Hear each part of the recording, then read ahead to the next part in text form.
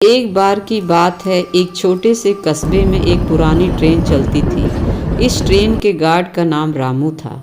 वह हमेशा समय पर अपना काम करता था और यात्रियों की सुरक्षा का ध्यान रखता था। लेकिन एक रात जब वह ट्रेन के गार्ड की ड्यूटी पर था, सब कुछ बदल गया। रात की लगभग 2 बजे ट्रेन एक सुनसान स्टेशन पर रुकी। सभी यात्री सो रहे थे, लेकिन रामू को एक अजीब सी आवाज़ सुनाई दी। यह आवाज़ किसी महिला की थी जो स्टेशन के पास से आ रही थी। उसे लगा कि शायद कोई यात्री छूट गया है, इसलिए वह आवाज़ की ओर बढ़ा। जब वह स्टेशन के पास पहुंचा तो उसने एक खूबसूरत महिला को देखा जो सफ़ेद साड़ी में थी। वह महिला बेहद उदास लग रही थी। रामू ने उसे पूछने का साहस किया, आप यहाँ क्या कर रही हैं? महिला ने कहा, मैं अपने प्रेमी को खो चुकी हूँ। मैं हर रात यहीं आती हूँ।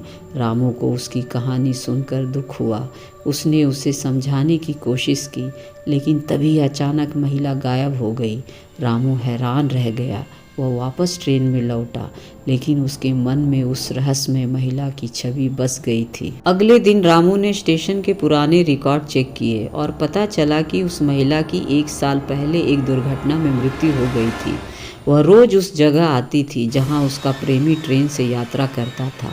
रामू को समझ आ गया कि वह महिला वास्तव में भूत थी। उस दिन के बाद रामू ने तय किया कि वह अपनी ड्यूटी निभाने के साथ साथ उन सभी आत्माओं की मदद करेगा जो अधूरी रह गई थी।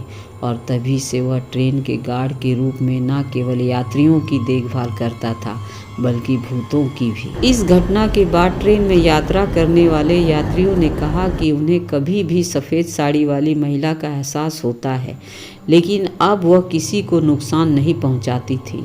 रामू की कहानी आज भी सुनाई जाती है और वह गार्ड अब उस ट्रेन के साथ हमेशा के लिए जुड़ गया।